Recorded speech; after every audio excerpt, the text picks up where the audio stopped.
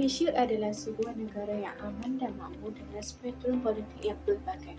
Parti Perikanan Nasional (PN) muncul daripada perubahan politik besar dalam pilihan raya 2020 memfokuskan kepada pelbagai aspek tabik urus negara. PN telah memainkan peranan penting dalam meneruskan wabak COVID-19 termasuk kerajaan dan keselamatan kesihatan awam dan somasi itu. Ia juga telah melaksanakan program untuk menyokong pertumbuhan ekonomi, merangsang sektor swasta dan menggalakkan pekerjaan.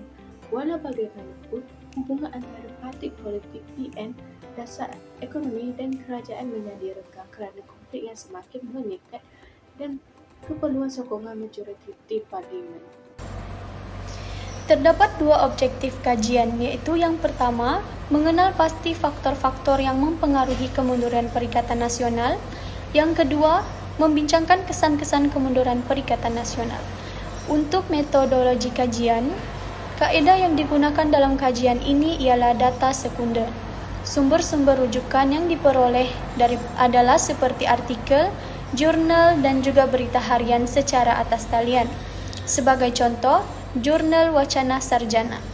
Segala sumber dan dokumen yang diperolehi adalah daripada sumber rujukan yang bercetak secara elektronik yang diambil melalui laman sesawang rasmi seperti Google Scholar.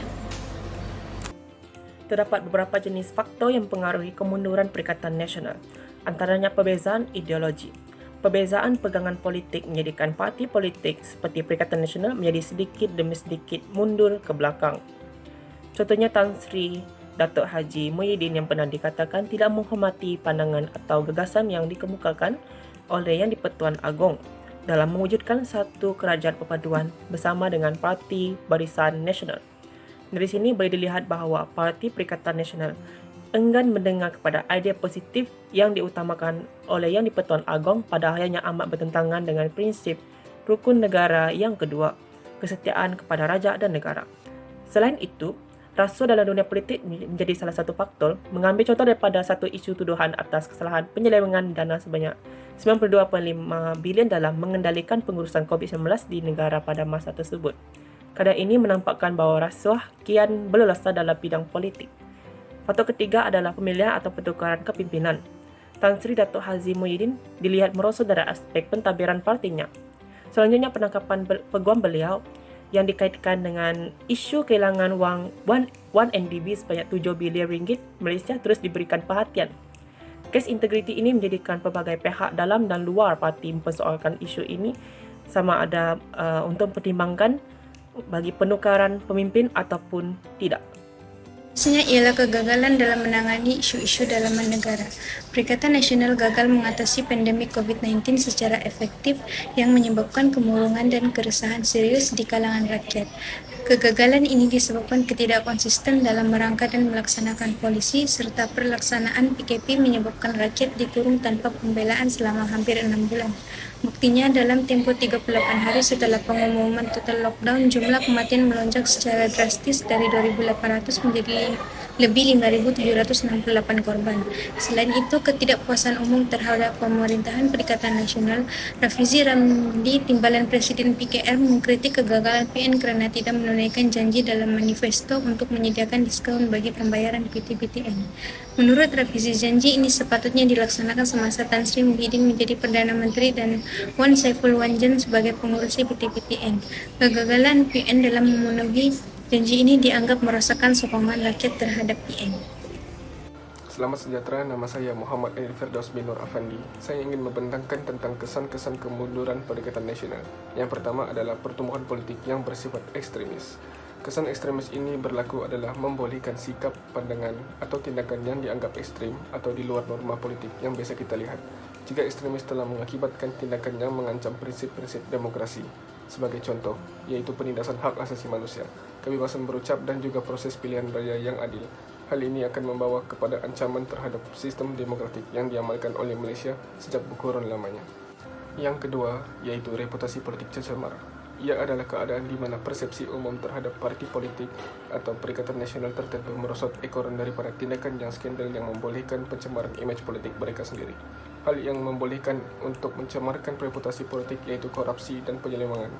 Untuk mengatasi politik yang tercemar memerlukan usaha yang berterusan beserta dengan idea yang bernas dalam membaiki imej melalui tindakan positif dan pemulihan kepercayaan masyarakat ke dalam sudut pandangan dunia politik di Malaysia. Seterusnya, pembubaran dan konflik di kalangan ahli Perikatan Nasional. Perpecahan ini terbukti apabila Wakil Rakyat Parti Bersatu Datuk Seri Haji Zinor meninggalkan parti untuk menyertai GRS.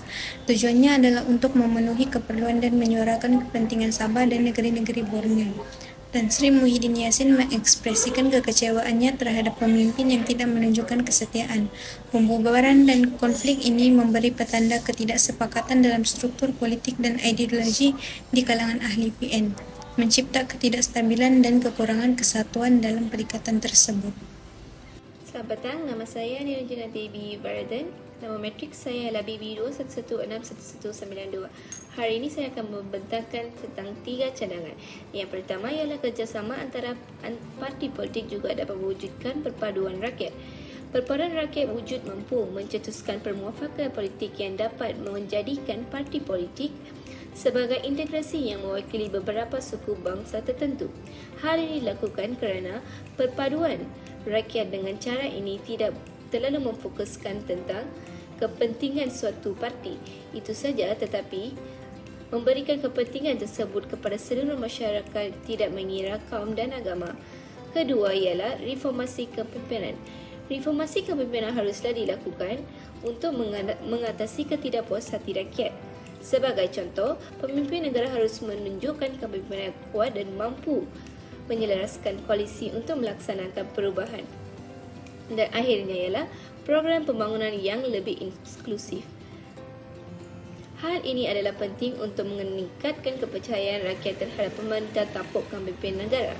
Contohnya, meningkatkan PN boleh sekaligus meningkatkan kuasa beli isi rumah B40 dengan mengambil kira keperluan untuk setiap isi rumah, dan akhirnya kepercayaan rakyat terhadap kerajaan akan meningkatkan dan kestabilan politik Malaysia dan dipertahankan jika mampu melaksanakan cadangan yang berkesan. Terima kasih. Akhirnya, untuk kesimpulan. Yang pertama, kemunduran Perikatan Nasional adalah masa yang kompleks dan disebabkan oleh banyak faktor, iaitu ketidaksetaraan, diskriminasi, krisis ekonomi dan konflik identiti. Untuk pemerintahan yang bertahap cemerlang, peningkatan ketulusan dan accountability perlu dibuat bagi tujuan penerjuan negara yang lebih terurus. Bukan saja itu, pandemik COVID-19 memberikan implikasi negatif termasuk peningkatan pengangguran dan kemiskinan negara kita.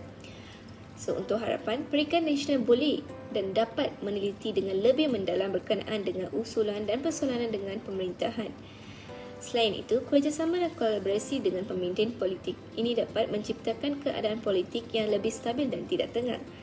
Kesimpulannya, kemunduran PN boleh diperbaiki jika semua masyarakat menunjukkan kepemimpinan mereka dan melandaskan nilai-nilai moral dan etika tidak yang dapat membangunkan kemakmuran negara Malaysia. Sekian, terima kasih.